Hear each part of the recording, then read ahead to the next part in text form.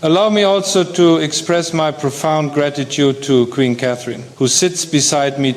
She has taken remarkable steps to strengthen the partnership between our two nations. I wish her every success in her new role within the British monarchy. No one inside Buckingham Palace expected the air to shift so suddenly. Yet that is exactly what happened the moment King Charles made the announcement that is now shaking the monarchy to its core. Courtiers froze, advisors exchanged startled glances, and even seasoned royal insiders admitted they had never seen a moment quite like this. Because in an unprecedented twist that blends history with modern power, King Charles has chosen to elevate Catherine, the Princess of Wales, by granting her one of the most guarded and symbolically loaded treasures in the entire royal collection, Queen Victoria's sacred crown. Rumors had been swirling for weeks, whispers echoing through palace corridors about an impending decision that would redefine the royal hierarchy. Yet no one imagined it would be this. This crown is not just gold and jewels, it is a piece of living royal mythology, last worn by Queen Victoria during moments she considered too sacred to entrust to anyone else. For decades it has been locked away, seen only by restorers and a very select inner circle. But today, that secrecy has shattered, replaced by a level of public fascination the palace hasn't experienced since the early days of William and Catherine's marriage. This moment lands at a time when the monarchy desperately needs a narrative of renewal. Public sentiment has been fragile, with surveys showing fluctuating approval ratings and younger generations questioning the relevance of the crown. Yet Catherine's steady presence, her unshakable composure, and her ability to blend tradition with modernity have positioned her as the monarchy's secret weapon. And King Charles seems to know it. By placing Victoria's sacred crown in her hands, he is not just honoring her, he is signaling the future direction of the royal family. Behind the scenes, reactions are split. Some royals feel blindsided, believing the honor is too weighty, too historical, too monumental to bestow on anyone but a queen consort already reigning. Others see it as a strategic masterstroke, elevating Catherine at the exact moment the monarchy needs a new anchor. And then there are those who suspect this move carries a deeper message, perhaps a hint about the role Catherine is destined to play sooner rather than later. But outside the palace walls, the response is electric.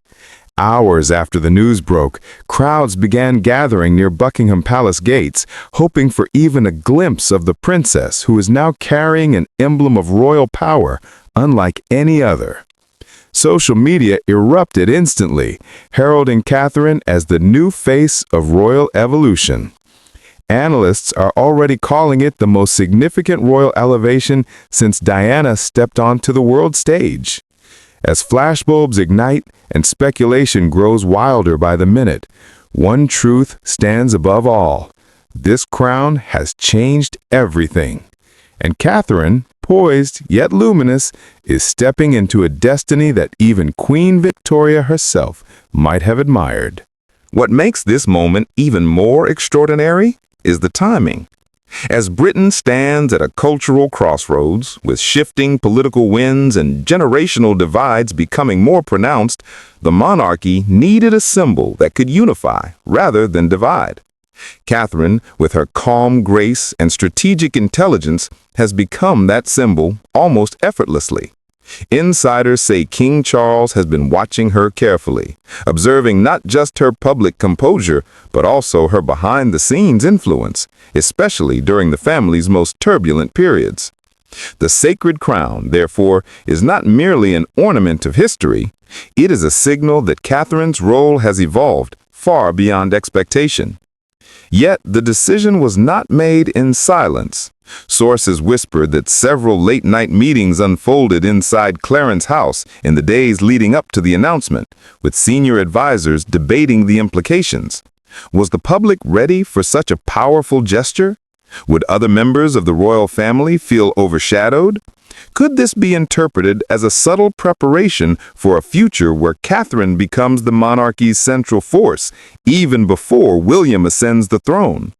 These questions lingered heavily in the air, but ultimately, Charles pushed forward, convinced that bold moves are the only way to safeguard the crown's future. Meanwhile, Catherine herself handled the moment with her trademark humility. When the crown was presented to her during a private ceremonial briefing, those present described her expression as both deeply moved and profoundly aware of the weight she was accepting. She touched the crown only briefly, tracing the historic metalwork that once rested upon Queen Victoria's head, and whispered something that witnesses couldn't quite hear. Some believe it was a prayer, others say it was a vow. Whatever it was, it sparked an emotional shift in the room, one that even seasoned royal aides struggled to describe. Outside the palace, the reaction continues to build at a staggering pace. International media outlets are running back-to-back coverage, speculating on what this move means for the future of the crown. Royal watchers point out that Queen Victoria's sacred crown is traditionally associated with legacy, endurance, and female sovereignty. It marked Victoria's determination to reign with conviction, and its re-emergence in Catherine's hands feels like a message written across time itself. The symbolism is unmistakable. The monarchy is preparing for a new era, and Catherine is being placed at its very center. Even within political circles, the decision has sparked conversation. Some MPs privately admit that Catherine's rising influence could stabilize public trust in the institution. Her public approval scores remain among the highest of any royal, often surpassing even William and at times the king himself. Younger generations admire her willingness to modernize royal engagements, while older generations view her as a dignified continuation of tradition. In the midst of cultural uncertainty, Catherine has become a bridge, uniting the past with the future, the old with the young, the institution with the people. Amid all this, the world waits to see how she will use this new power. Because with the sacred crown comes expectation, a responsibility to stand not only as the Princess of Wales, but as the one shaping the monarchy's next chapter. What makes Catherine's rise even more riveting is how sharply it contrasts with the atmosphere surrounding the rest of the royal family. While some members appear caught in old rivalries and lingering controversies, Catherine has moved with a clarity and purpose that feels almost cinematic. Her disciplined public image, careful choice of engagements, and polished communication style have created an unmistakable divide between those navigating scandal and those shaping legacy. And in that contrast, the monarchy has discovered a new narrative, one built not on damage control, but on transformation. Behind palace walls, this shift has become impossible to ignore. Senior aides, who once positioned William as the sole stabilizing force, now speak of the couple as a unified powerhouse, with Catherine often guiding the tone while William directs the vision. Insiders claim that her influence has grown so quietly yet so effectively that even Charles has begun consulting her on matters once reserved strictly for his inner circle. From international diplomacy to the rebranding of royal philanthropy, Catherine's voice isn't just welcomed, it's sought out, even relied upon. But perhaps the most striking element of this unfolding story is how naturally Catherine embodies a modern form of royal power. She doesn't seek attention, yet attention follows her. She doesn't court controversy, yet her presence reshapes the environment around her. This effortless magnetism is what set the stage for King Charles to elevate her with Queen Victoria's sacred crown, a move that signals not just admiration, but strategic foresight. Because the monarchy understands something the public is only beginning to grasp.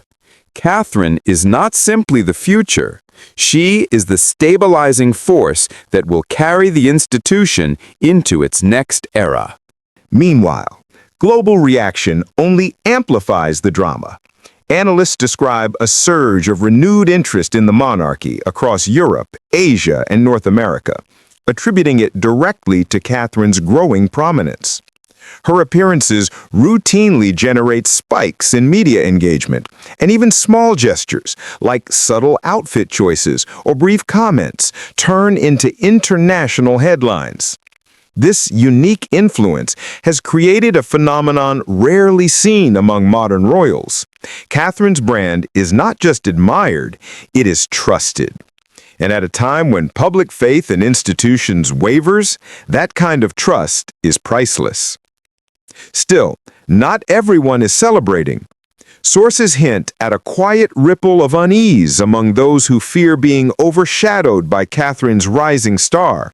While no direct conflicts have surfaced, subtle shifts in tone, body language, and protocol adjustments reveal the tension simmering beneath the surface.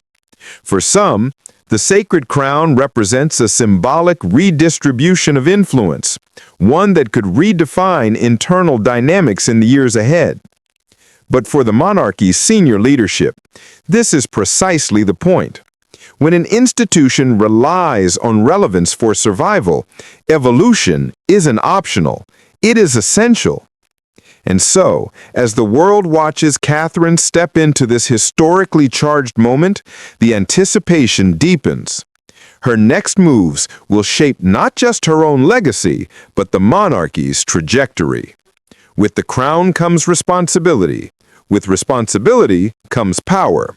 And with power comes the expectation to lead, not quietly, but boldly. What makes Catherine's elevation even more explosive is how perfectly the timing aligns with King Charles's shifting priorities.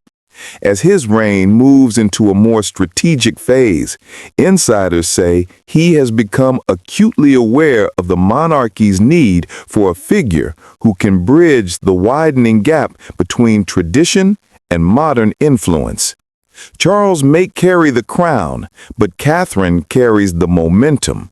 And that momentum is precisely why this moment, this crown, this gesture has become so much more than ceremonial. It signals a recalibration of power inside Buckingham Palace, one shaped not by seniority, but by public resonance. Behind the palace facade, courtiers have spent months navigating a complex question: who can sustain the royal brand without clinging to outdated grandeur? The answer became clearer every time Catherine stepped into the public eye. Her calm presence in crises, her measured responses to scandals not of her making, and the way she effortlessly commands attention without demanding it, all contributed to a new internal understanding. Catherine wasn't just evolving, she was outperforming expectations. And for a monarchy fighting to maintain relevance, that kind of reliability is invaluable. Charles recognized it. William supported it. The public embraced it. Yet it's the symbolism of Queen Victoria's sacred crown that has turned this from a quiet internal shift into a global spectacle. Victoria, remembered for her resilience, discipline, and ironclad stability, represents a lineage of female strength that carried the monarchy through turbulent eras. By choosing that crown, Charles wasn't just honoring Catherine, he was aligning her with an entire legacy of formidable royal women. And that decision has sent shockwaves through royal circles, because symbolism, especially in a family built on ritual and reputation, is never accidental. While supporters celebrate this moment as long overdue, critics whisper about the pressure it places on Catherine. Some commentators argue that the crown sets expectations so high that even the smallest misstep could be magnified into a narrative of failure. Others speculate that the move subtly sidelines individuals who once seemed central to future plans. And then there are the persistent online narratives fueled by comparison. Catherine versus Meghan, Catherine versus Camilla, Catherine versus the old guard. It doesn't matter that Catherine never engages in the drama. The internet writes its own stories, and the more she rises, the louder those stories become. But inside the palace, the reaction is far less sensational and far more calculated. Advisors see Catherine as the safest investment the monarchy has. Her public favor remains remarkably stable, her scandals non-existent, and her approach both modern and respectful. This rare balance gives the monarchy something it has struggled to secure for decades: consistency. The sacred crown didn't create her influence, it confirmed it. And now all eyes are on how she uses it. The world isn't just waiting for her next appearance, it's waiting for what she represents. A monarchy not stuck in time, but preparing to survive it. What followed in the days after Catherine appeared with Queen Victoria's sacred crown was nothing short of a royal earthquake. News networks couldn't keep up, commentators scrambled for angles, and social media spiraled into a frenzy of theories, praise, excitement, and even a little panic. Because this wasn't just a fashion moment, a ceremonial nod, or another polished royal appearance. This was a declaration, subtle enough to appear graceful, powerful enough to shift the monarchy's center of gravity, and the world immediately sensed it. When images of Catherine's crown hit the internet, millions of people reacted as if a new chapter had been unlocked, a chapter many believed would still be years away. Inside Buckingham Palace, the atmosphere reportedly shifted overnight. Staff described a sense of focus, almost like the palace gears were turning faster, aligning themselves around Catherine with a new intensity. Meetings grew more frequent, briefings more detailed, schedules more carefully shaped to highlight initiatives that reflected both tradition and the future. Even senior officials who preferred the old hierarchical ways quietly admitted that something had changed. The monarchy wasn't simply preparing for a generational transition, it was actively accelerating toward it, and Catherine, without ever asking, had become the face of that acceleration. Meanwhile, King Charles's role in this transformation became a topic of fascination all its own. Commentators pointed out that Charles has always been strategic beneath the surface, measured, deliberate, and deeply aware of how history will judge him. Elevating Catherine wasn't an impulsive gesture, it was a legacy move, a choice born from experience, foresight, and an understanding that the monarchy can only survive when the right people carry its symbolic weight. Catherine wasn't being elevated because she was family. She was being elevated because she had proven herself indispensable. And Charles, more than anyone else, recognized the significance of that. But for the public, what made this moment irresistible was the emotional undercurrent no royal statement could capture. People saw a woman who entered the monarchy quietly, who endured scrutiny without losing grace, who navigated storms not of her making, and who still managed to shine brighter with each challenge. They saw a future queen who didn't claw her way to influence, but earned it through consistency, empathy, and undeniable presence. The sacred crown wasn't just placed on her, it felt like it finally belonged to her. And that narrative resonated far beyond royal fandom.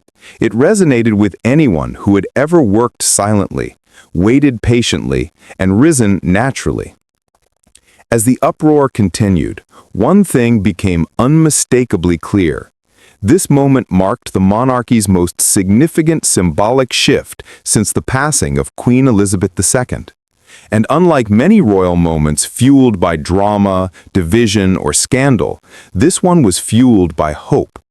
Catherine didn't just wear a crown that carried history, she carried the meaning of that history into a new era. And the world understood instantly. Whatever comes next, she won't just be part of the monarchy's future, she will define it.